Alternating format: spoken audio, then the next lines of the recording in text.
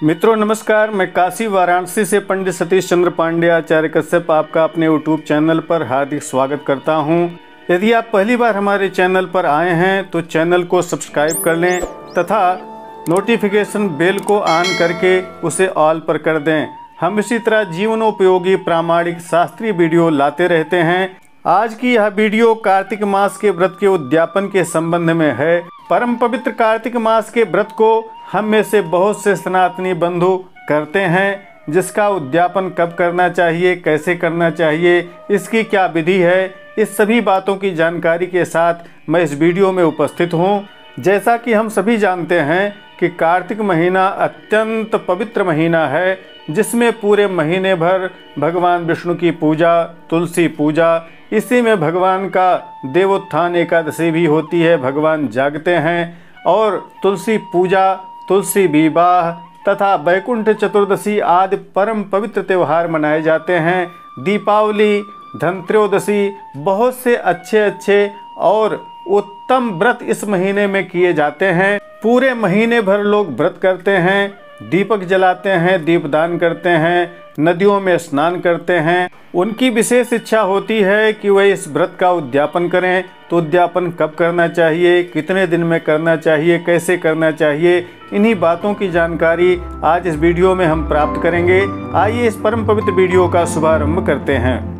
मान्यता है कि कार्तिक महीने में जो लोग भी कार्तिक मास का व्रत करते हैं उन्हें अन्नदान अवश्य करना चाहिए। गायों की पूजा अवश्य करनी चाहिए, गायों को हरा चारा खिलाना चाहिए, गोदान करना चाहिए, धान्य का दान करना चाहिए और रसोई में बने हुए अन्न से प्रथम अन्न निकालकर गायों को गोग्रास के रूप में देना चाहिए।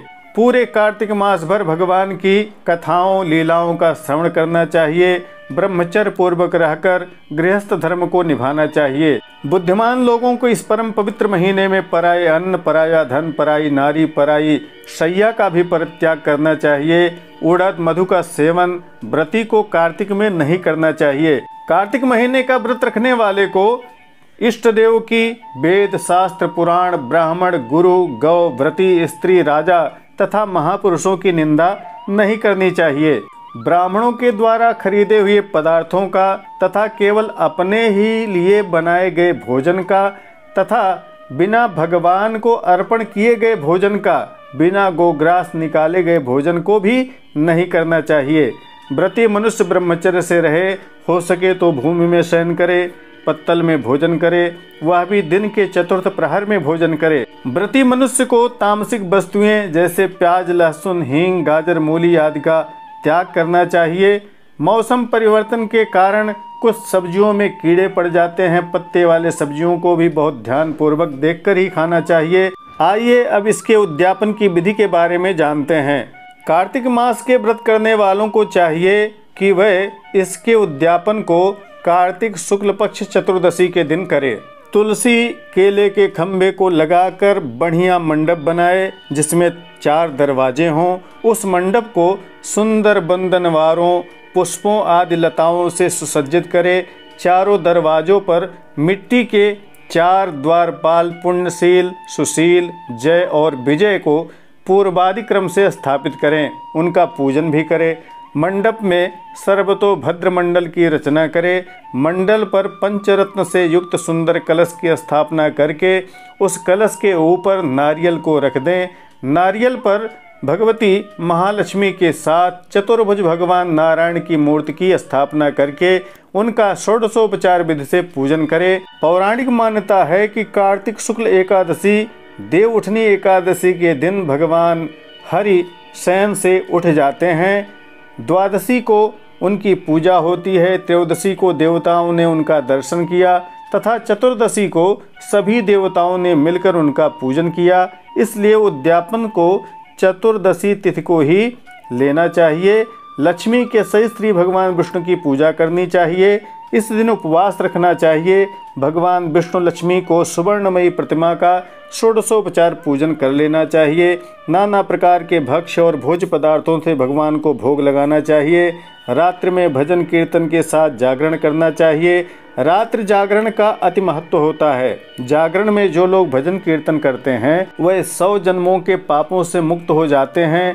तथा जो वाद्य यंत्र बजाते हैं वे 1000 गोदान का फल पाते हैं, लेकिन जो बजाने के साथ गाते भी हैं और व्रत भी रखते हैं उनके पुण्य की बात क्या कही जाए।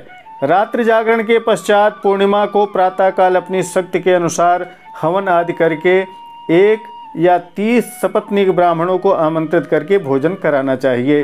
पूर्णिमा को किया गया हवन दान पुण्य अक्षय होता है, अर्थात उसका क्षय नहीं होता, यह निधि बन जाता है। कर्म के रूप में इसका कभी भी क्षय नहीं होता।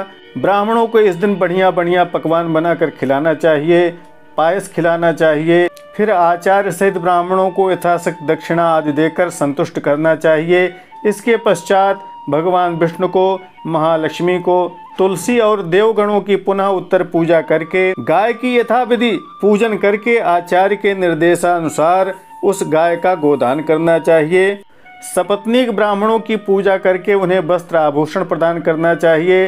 अंत में सभी ब्राह्मणों और वृद्धजनों से प्रार्थना करना चाहिए कि हे विप्रवरों, मेरे गत जन्मों में अर्जित जो पाप कर्म हैं वह इस व्रत के सुप्रभाव से नष्ट हो जाएं, मेरे शुभ मनोरथ पूर्ण हो जाएं, इस देह का अंत होने पर मैं वैकुंठ लोक को प्राप्त हो जाऊं। इस प्रकार व्रत समाप्त कर आवाहित देवताओं का विसर्जन करके स्वर्णमयी प्रतिमा आचार्य को दान कर देना चाहिए। फिर उसके पश्चात अपने इष्ट मित्रों, बंधु बांधवों के सहित स्वयं यजमान भी भोजन ग्रहण करना चाहिए।